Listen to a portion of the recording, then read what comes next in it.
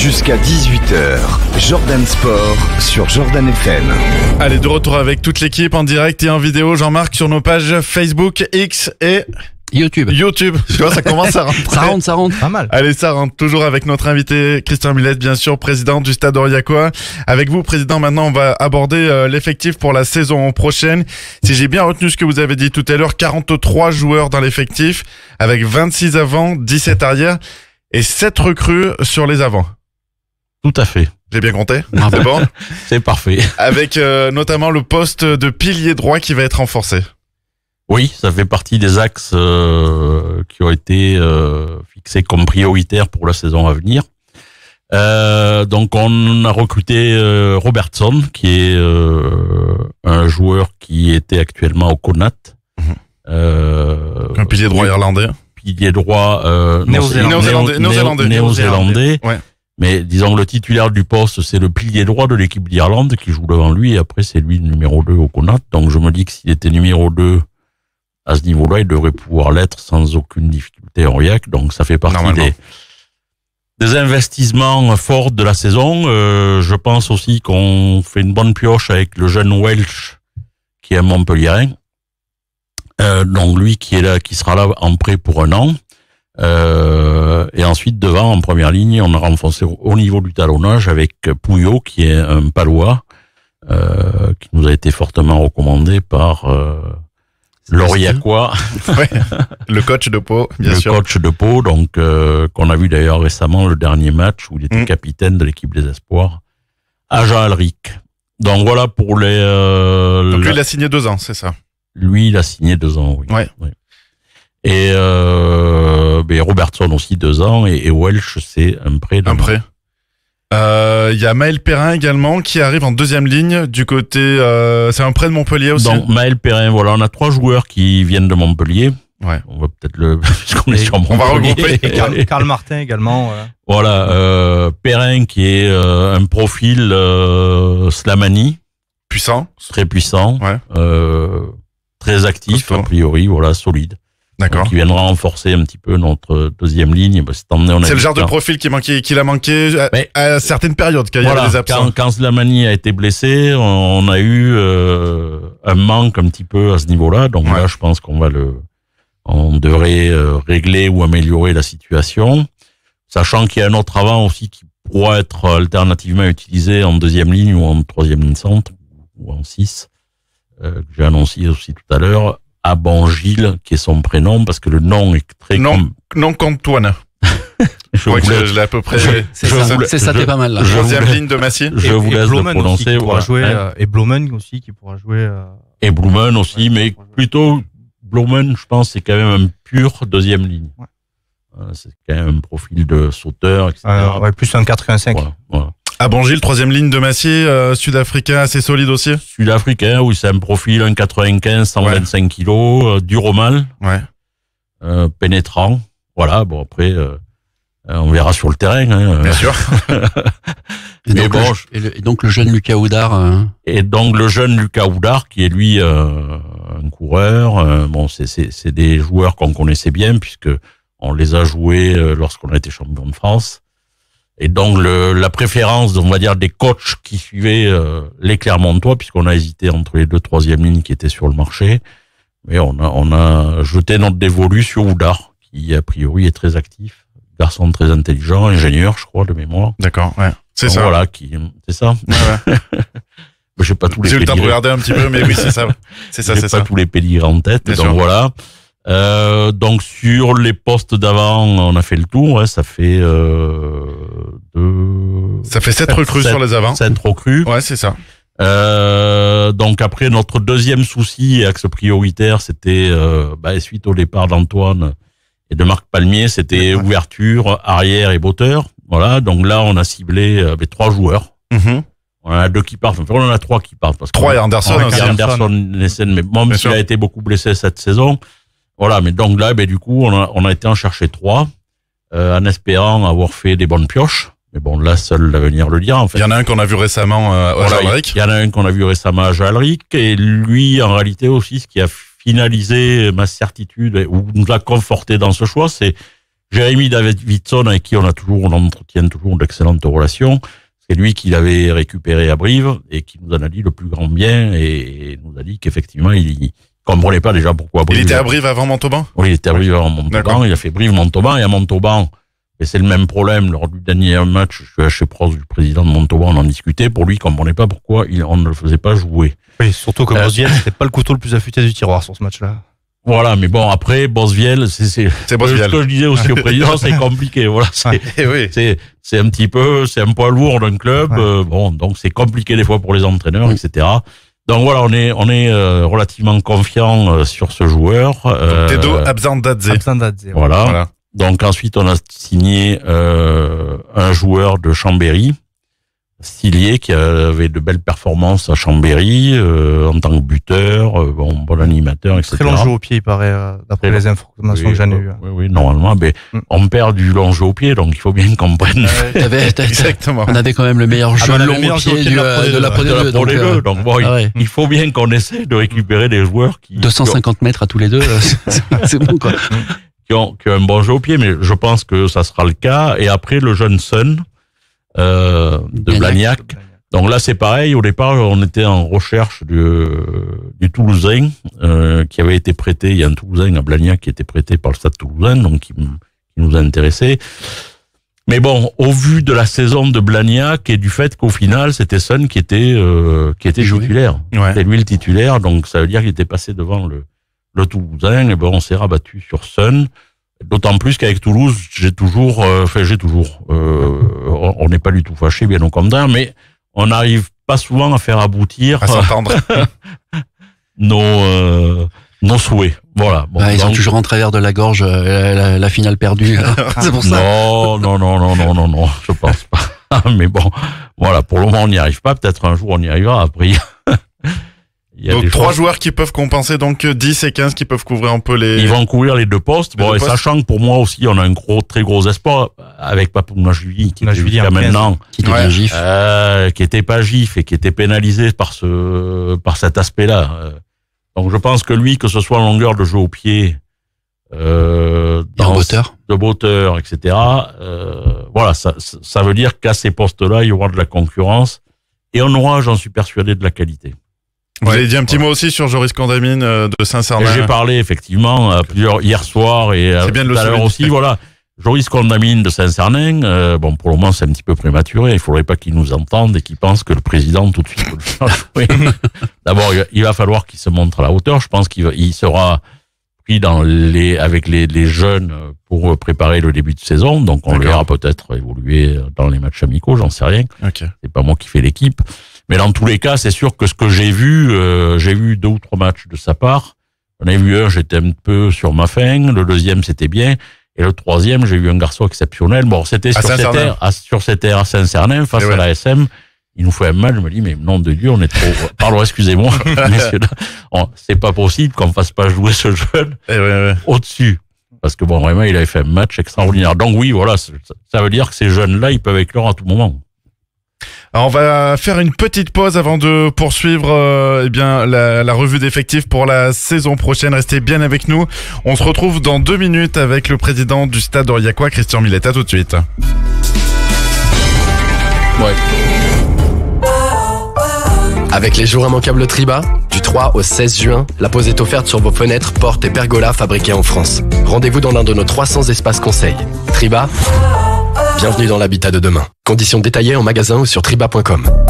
Mais peut-on trouver un détacheur vapeur multifonction Schneider à 99,99 €? Mon canapé n'attend que ça. Sauf que les bons plans n'attendent pas. Alors dépêchez-vous. Rendez-vous vite dans votre magasin U et sur courseu.com du 6 au 8 juin pour profiter de 50% d'économie sur le détacheur vapeur multifonction Schneider, soit 99,99 € au lieu de 199,99 €. Commerçant autrement. Dont 85 centimes d'éco-participation. Prix conseillé par U-Enseigne au magasin U participant et valable sur courseu.com pour un retrait du 6 au 8 juin inclus. Attends, je vais prendre ma douche.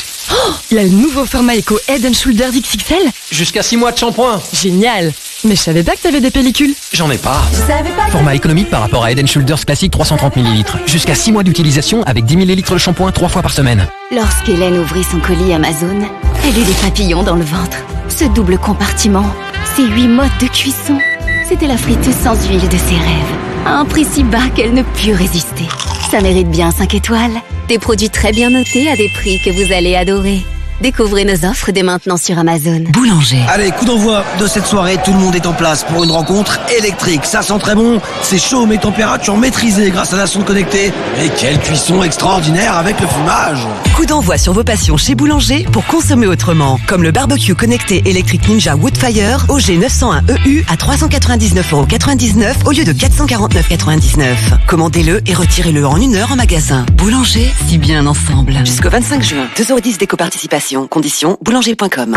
Leclerc, bonjour. Bonjour. Vous avez des téléphones intelligents chez Leclerc? Des smartphones, vous voulez dire? Oui. Justement, il y a une super réduction sur les smartphones et tablettes Xiaomi. Ah, top. Mais ils sont vraiment intelligents, ceux-là? Je veux dire, pas comme le mien qui a trouvé ça malin de faire un vol plané dans l'escalier. Oula, gardez le prochain à l'abri. Du 7 au 8 juin seulement, avec votre carte Leclerc, il y a 30% de réduction sur les tablettes et smartphones Xiaomi.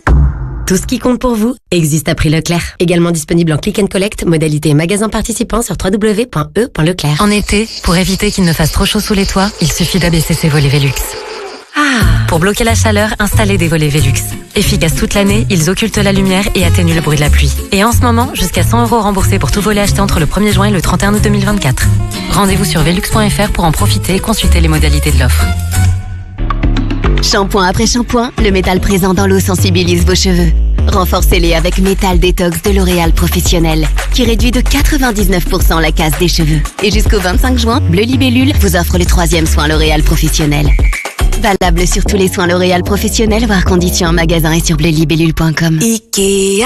Oh, j'ai des envies de changement en ce moment. Oula, tu veux pas commencer par changer de déco? Regarde, un vase ici, un coussin là. Yes, et une lampe, des nouveaux rideaux, une housse pour le... Bref, c'est le bon moment pour avoir envie de changement. Jusqu'au 30 juin, la livraison en point de retrait est gratuite pour les membres Ikea Family. Voir conditions sur Ikea.fr.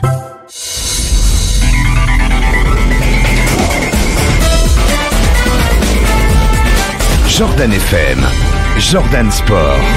La suite de votre émission 100% sport local sur Jordan FM en direct et en vidéo avec Alex, Jean-Marc et notre invité Christian Millette, le président du Stade Oriacois. On va terminer avec vous la revue d'effectifs pour la saison prochaine puisqu'il y a bien 2 arrivées au centre, 2 jeunes, un de Toulon et l'autre de Montpellier. Oui, tout à fait. Donc il y a le jeune Tala Lua Carsen qui arrive de Toulon, donc qui nous rejoint pour 3 saisons. C'est un jeune plein d'avenir. Voilà, j'espère qu'il va percer très vite au plus haut niveau. Et après, le deuxième centre, c'est un international irlandais, montpelliérain, Martin Carl, voilà, qui a annoncé d'un niveau au moins identique à Powell. Certains à Montpellier le regrettent beaucoup. Mais bon, par contre, l'inconvénient qu'il a par rapport à Powell, c'est qu'il n'est pas GIF. Voilà. Donc ça, c'est un petit handicap. Mais c'est un handicap, bon. Qui peut combler? Avec lequel on fera. Surtout pour les mecs de Montpellier. En ce moment, ils sont à 1 joueur d'être en dessous du quota, les Montpelliérains. Donc eux, le GIF se valorise et se monnaie, je pense. Ouais, c'est pas un problème de monnaie, mais bon, voilà, c'est, mais bon, je pense que voilà, ça peut être vraiment des renforts de poids. Je pense qu'on devrait être à même avec cette ligne d'attaque de pratiquer du beau jeu, puisqu'on a aussi prolongé Bévia. Ça, c'est une très bonne nouvelle. Donc, on l'a vu en fin de saison. Ouais. C'est vrai que ça nous a laissé quelques regrets de pas l'avoir vu plus souvent, mais. Des regrets parce que. On le verra non, en fait, le regret, on avait juste peur qu'il reparte à Montpellier, c'est tout. Ouais. donc voilà, donc tant mieux. C'est-à-dire, bon, ça montre qu'on est vraiment un club formateur et accueillant. Bon, après, les jeunes, quand ils arrivent aussi de temps en temps, ils arrivent un petit peu avec le bocal. Donc lui, peut-être aussi, était arrivé en se trompant. Il pensait que parce qu'il était moins de 20, France, etc., il allait intégrer tout de suite sa place. Ça se passe pas comme ça, donc il fallait qu'on le voit un petit peu en espoir, et au début c'était un petit peu... D'accord. Voilà, c'est... Et on a vu toutes ses qualités sur la fin. Il a vite compris, et puis nous, à la fin, le dernier match a fini de me décider. Donc là, c'est un peu la danseuse du président, parce qu'après ils m'ont dit, ouais, t'es sûr? Et oui, je suis sûr. On a fait comme ça. Donc il y aura du monde derrière, très belle ligne d'attaque. Est-ce que le recrutement est bouclé ou vous attendez l'arrivée encore d'un autre joueur? prudentiellement, je veux dire, il est à peu près terminé. Bon, après, j'ai dit à toute ma cellule recrutement que je tiens à remercier, parce que je l'ai dit tout à l'heure, mais je le relis, c'est-à-dire les gens qui participent à ce recrutement, et pas qui participent, qui font ce recrutement. Un grand merci à Jacques Brugère et à Walter Olambel, qui sont les deux pièces maîtresses dans l'organisation et le recrutement, et après à toute l'équipe du staff, Roméo Gontignac, Mathieu Lescure, Thivanin, Alain Belguiral, Michel et Tim Daniel qui ont participé, tous, Sébastien Del Piero. Voilà, tout le monde participe, c'est du collectif, et c'est eux qui font le travail, c'est pas moi. Je valide, je donne de temps en temps quelques inflexions, mais le travail de fond, de base, est fait par deux hommes remarquables qui sont au club depuis longtemps, Jacques et Walter Olambel. Donc, pour citer le président par rapport à ce qu'il a dit tout à l'heure, donc la porte n'est pas totalement fermée. La consigne, c'est de trouver une pépite du style Ferro Lazagavibo. Voilà. Ah oui, voilà. Voilà. Donc vous êtes toujours à la recherche d'une petite pépite. Donc sur une petite pépite au niveau des lignes arrière. C'est-à-dire, pour me faire changer d'avis, il va falloir me proposer il y a quand même du niveau là quand même. Quelque chose de très convaincant. Mais c'est ce que quelque part, c'est ce que je souhaite. Ouais. Je me dis des fois non, il faudrait pas qu'il me le propose parce que je serais capable de dire oui. Mais bon, si on le trouve, on va le faire. En tout cas, je pense que les supporters sont rassurés avec l'ensemble de ces arrivées. Plus la prolongation. Les prolongations, on y vient tout de suite. Des petits jeunes, des petits jeunes, pour le coup, et deux joueurs cadres comme Owen Masterson. Ah oui, on va les citer, Rogers, Lugnan, Slamani, Masterson, Bourdouli, Adine Goro, Manu Ofetoa, Yabaki, Bevia, Papunashvili, De Jong et Jong Jean pour les espoirs. Il y en a 10. Il y en a 10 en contrat pro et 2 contrats espoirs. Plus June, plus Owen. Oui. Donc... Ouais, mais je l'ai cité, Masterson. Ah, pardon. Ouais. Je t'écoute pas, en fait. Voilà, donc, pas, mais je l'ai cité. Voilà qui est complet pour l'effectif du Stade Aurillacois pour la saison prochaine. Ouais. Apparemment. Ouais. Apparemment. Il y a une petite porte ouverte. 43 joueurs, plus les espoirs qui pourront monter, postuler dans la saison, parce que Roméo nous avait dit qu'il avait utilisé près de 50 joueurs cette saison, si je me trompe pas. Une cinquantaine, Oui, mais après, voilà, tout à l'heure, on parlait du petit jeune de Saint-Cernin. Il y a d'autres joueurs qui seront peut-être vus en fonction des problématiques. Moi, je pense à la pile gauche, etc. Bon. Et on espère aussi des espoirs qui vont éclore ou montrer qu'ils ont le niveau pour... à l'image du Gourman. Ce qu'a précisé, parce que précise d'ailleurs le staff depuis 2 ans, en disant il y en a qui sont prêts très vite, il y en a, il leur faut un peu plus de temps. Donc voilà, et puis on l'a vu, d'avoir attendu Hugo Urman. On voit ce que ça a donné, quoi. Donc nous on est preneurs. Avec cet effectif là, président, les objectifs pour la saison prochaine restent les mêmes que cette année, c'est-à-dire finir dans les 6. D'après vous, ils n'ont pas changé. Non, mais je pose quand même la question. Bien sûr que ça reste les mêmes. Ça reste les mêmes si on sait très bien que ça va être très difficile. Rien n'est facile dans la vie. Donc bien sûr que c'est compliqué. Bien sûr que tous les autres clubs ont aussi des objectifs aussi ambitieux. Ils ont les mêmes. Oh, je pense. Certains le disent, d'autres ne le disent pas parce qu'ils ont de la timidité ou de la jeunesse, je sais pas, dans la fonction. Mais bon, quelque part, tous on joue pas pour descendre. Il y en a aucun. Voilà. Bon, après, notre objectif, je pense, c'est de façon réaliste, doit être ambitieux, parce que je pense qu'il nous reste un effectif important, même si cette année on perd des joueurs cadres. Mais après, c'est essayer de faire ce rapprochement, c'est-à-dire aujourd'hui, combien on perd de joueurs vraiment cadres qui ont pesé dans le contenu de la saison, c'est 5-6 joueurs. Le joueur le plus difficile peut-être à remplacer, ce sera certainement Antoine Auquel. voilà. Après, d'autres sont pas le mais d'autres, le binôme avec Marc. On va dire le binôme, Dodson. Oui. Bon, mais j'espère que Blumen sont aussi haut. Après, je te dirais que Beka, on l'a pas vu cette année non plus. Les blessures et tout, on l'a pas trop vu cette année. C'est pour ça, Beka, c'était vraiment, il y a 2 pépites cette année qu'on n'a pas trop vu.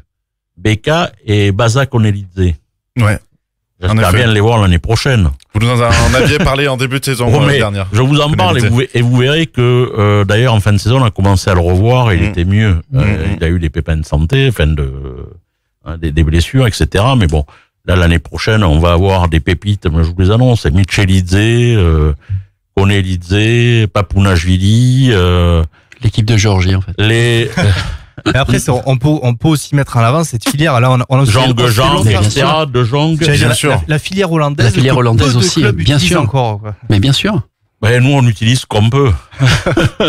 Oui, parce que le français est beaucoup trop cher et beaucoup trop gourmand, le petit jeune français. Non, c'est pas le français. Le petit français n'est pas plus cher, plus gourmand. C'est que le français, par essence, quand il a le choix entre Clermont-Ferrand, Toulouse, Montpellier, etc., et Aurillac, ben, on a du mal à le convaincre à venir chez nous. Voilà. Ah, c'est surtout le GIF qui devient une plus-value importante. Et donc, mais l'avantage de les prendre jeunes, comme font le Stade Aurillacois, c'est qu'ils deviennent GIF à 20 ans, quoi. Voilà. Notre souci, et on cherche à rentrer le plus de jeunes possible français. Après, bon, voilà, faut arriver à les convaincre à venir à Aurillac. Et à date, on arrive plus facilement des fois à convaincre des joueurs étrangers que à faire venir des joueurs français. Voilà. Mais notre vraie volonté, c'est malgré tout d'avoir le plus possible de joueurs, d'abord de notre territoire. Donc, je remercie quand on a des clubs comme Saint-Cernin qui forment, qui, tous les 2-3 ans, arrivent à nous sortir des jeunes qui vont pouvoir intégrer le Stade Aurillacois et demain, j'espère pour eux, au-dessus. Voilà, ça, c'est intéressant. C'est le plus intéressant. Donc, il faut que tous les clubs aux alentours, à tour de rôle, arrivent à nous amener des petites pépites au rugby et que nous, après, on puisse les faire progresser et, en espérant qu'ils puissent demain aller voir d'autres cieux aussi. C'est le cas de Thomas Salle, j'en parlais ce matin avec mon boulanger, à Mandaille. Qui vient de Saint-Simon. Ouais. Qui est de Saint-Simon, etc. Bon, qui font partie des joueurs qui brillent ailleurs, ou qui vont rebriller, parce que là, il a eu des problèmes de blessures, mais bon, voilà. Et dans une Pro D2 qui est de plus en plus homogène en plus, même les clubs qui montent ont des budgets énormes à l'image de Nice. Ça va devenir vraiment de plus en plus dur, même de se maintenir, de jouer les phases finales, ok, mais même de se maintenir aussi. Mais pas impossible, quand on voit Dax qui monte avec 5 millions et qui sur sa première année fait une phase finale, en fait, ça te laisse espérer tous les ans de jouer une phase finale.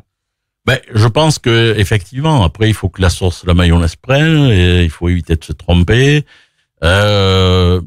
Il est évident que les gros budgets, c'est toujours une problématique, mais c'est une problématique qu'on connaît. Moi, ça fait 32 ans que je suis président, ça fait 32 ans que je suis confronté à la même problématique. C'est pas d'aujourd'hui qu'Aurillac est devenu une petite agglomération de province, etc.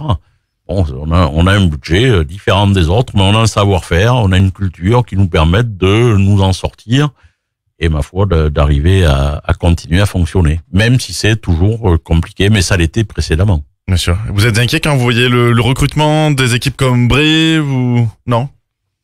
Ou d'autres qui arrivent?